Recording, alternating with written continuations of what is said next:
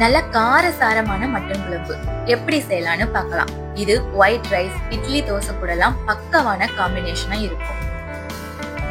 நான் இன்னைக்கு 3/4 கிலோ மட்டனை நல்லா கிளீன் பண்ணி எடுத்து வச்சிருக்கேன். இதோட ஒரு உருளைக்கிழங்கையும் கட் பண்ணி வச்சிருக்கேன். உருளைக்கிழங்கு ஆப்ஷனல் தான், தேவைப்பட்டா சேர்த்துக்கோங்க. உருளைக்கிழங்கு சேர்க்கும் போது டேஸ்ட் நல்லா இருக்கும். மட்டனையும் உருளைக்கிழங்கையும் ஒரு குக்கர்ல சேர்த்து இதோட 1/4 டீஸ்பூன் மஞ்சத்தூள், 1 டேபிள் ஸ்பூன் இஞ்சி பூண்டு விழுது, கொஞ்சமா புதினா சேர்த்து மட்டன் மூழ்காத அளவுக்கு தண்ணிய கொஞ்சமா சேர்த்து 4ல இருந்து 5 விசில் மட்டனோட தன்மைக்கு ஏத்த மாதிரி வேக வச்சு எடுத்துக்கோங்க. மட்டன் குழம்பு செய்யறதுக்கு ஒரு பேன்ல கொஞ்சமா நல்லெண்ணெய் விட்டு 1 துண்டு பட்டை, 2 ஏலக்காய், 3 கிராம்பு, 1 டீஸ்பூன் ஜீரகம் சேர்த்து இதோட 3 மீடியம் சைஸ் பல்லாரிய பொடியா கட் பண்ணி சேர்த்துக்கோங்க. இதோட 2 பச்சை மிளகாய், கொஞ்சமா கல்லுப்பு சேர்த்து நல்லா வதக்குங்க. வெங்காயம் பாதி வதங்கினதும் இதோட 1 டேபிள் ஸ்பூனுக்கு இஞ்சி பூண்டு பேஸ்ட் சேர்த்து வதக்குங்க. வெங்காயம் நல்லா வதங்கினதும் 2 சின்ன தக்காளி பழத்தை கட் பண்ணி இதோட சேர்த்து வதக்குங்க.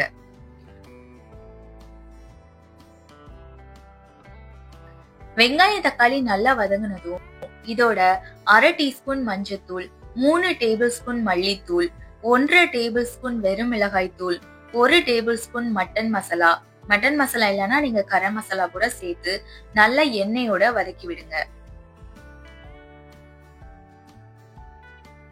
இதோட மட்டன் வேக வச்ச தண்ணிய சேர்த்துக்கலாம். ஒரு நிமிஷத்துக்கு மசாலாவோட நல்லா கலந்து விடுங்க.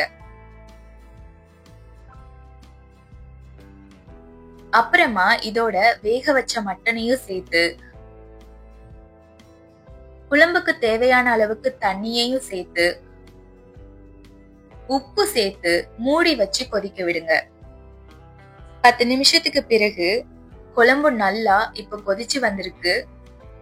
உருளைக்கிழங்க கரண்டி வச்சு குழம்போட மசிச்சு விட்டுக்கலாம். இந்த டைம்ல உப்பு செக் பண்ணிட்டு தேவைப்பட்டா சேர்த்துக்கலாம். இன்னொரு 5 நிமிஷத்துக்கு குழம்ப மூடி வச்சு கொதிக்க விடலாம். குழம்பு இன்னும் கொஞ்சம் கட்டியாகட்டும். இப்ப பாருங்க, 5 நிமிஷத்துக்கு பிறகு குழம்பு நல்லா கொதிச்சு கறியெல்லாம் நல்லா வெந்து வந்திருக்கு.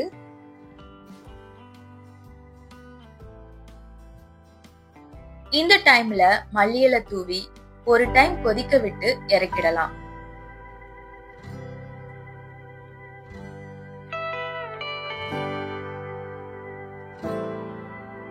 இப்போ நல்லா கம்ம கம்மன்னு அருமையான டேஸ்ட்ல மட்டன் குழம்பு ரெடி ஆயிடுச்சு. இத நீங்களும் வீட்ல ட்ரை பண்ணி பாருங்க.